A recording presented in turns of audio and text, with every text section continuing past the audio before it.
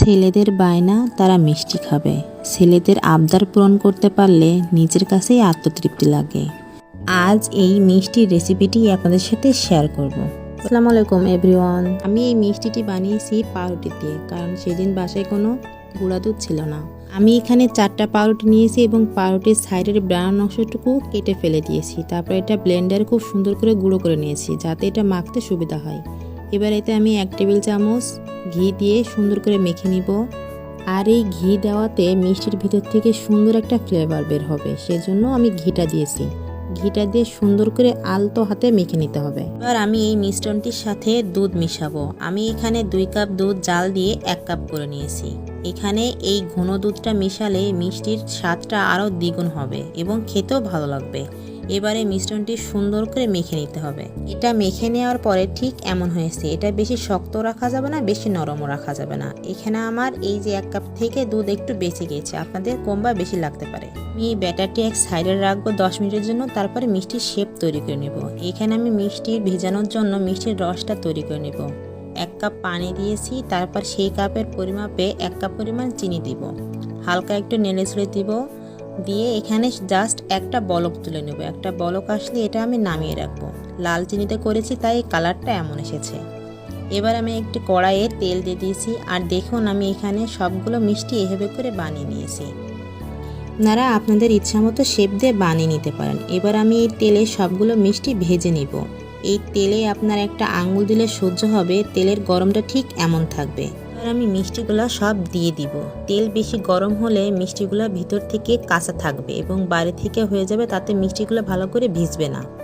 এবার কিছুক্ষণ পরে কড়াইটা ধরে এভাবে দুলিয়ে দিব, যাতে মিষ্টির নিচে লেগে না যায় এবং নিচে পোড়া লেগে না যায়। এইভাবে এই মিষ্টিটা কিছুক্ষণ হওয়ার পরে আমি এটা আস্তে আস্তে একটা একটা করে মিষ্টি একটু উল্টিয়ে দিব। নিচে এক পাশ হয়ে যাবে, তারপর এটা আস্তে আস্তে উল্টিয়ে দিব। সুন্দর করে সবগুলা মিষ্টি আমি একবার উল্টে দিব। সবগুলো মিষ্টি একবার উল্টে দেওয়ার পরে মিষ্টিগুলো আপনা আপনি তেলের উপরে ভেসে উঠবে, আর এই মিষ্টিগুলো এখন আপনা আপনি হতে থাকবে। তারপর মিষ্টিগুলোর কাঙ্ক্ষিত কালার যখন চলে আসবে, তখন আমি একটু নেড়ে চেড়ে দিব। এখানে সুন্দর একটা কালার চলে এসেছে, তবে আমি মিষ্টিটা আরেকটু গাঢ় কালার করবো, এজন্য এটা আরেকটু ব্রাউন করে ভেজে নিব। এই তো আমার মিষ্টিটা ভাজা হয়ে গেছে, দেখুন কালারটা কত সুন্দর এসেছে। এবার এই গরম মিষ্টিটা আমি আগে থেকে জাল করে রাখা সেই শিরার ভিতরে দিয়ে দিব। একদম গরম গরম মিষ্টি ভেজেই এই শিরার ভিতরে দিয়ে দিতে হবে, তাহলে মিষ্টিটা ভালোভাবে এই রস সোক করতে পারবে এবং শিরাটি কুসুম গরম অবস্থায় থাকবে, যাতে আপনি একটি আঙ্গুলের ভিতরে দিতে পারেন। সেজন্য আমি আগে থেকে শিরাটি বানিয়ে রেখেছিলাম। এই যে এটা 2 ঘন্টা ভেজার পরে এমন হয়েছে।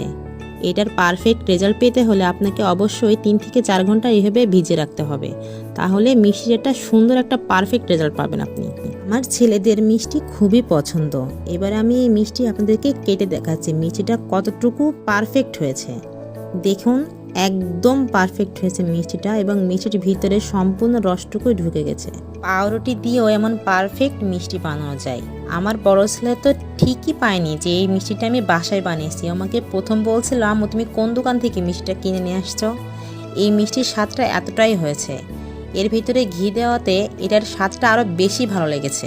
আসলে এই মিষ্টির স্বাদ দোকানের থেকে কোনো অংশে কিন্তু কম হয় নাই। আমার ছোট ছেলে মিষ্টিটি খাওয়ার পরে কি বলে শুধু শুনুন। বিসমিল্লাহ। আর মিষ্টি খুবই পছন্দ। So enough for today. আবার দেখা হবে নতুন কোনো ভিডিও নিয়ে। আল্লাহ হাফেজ।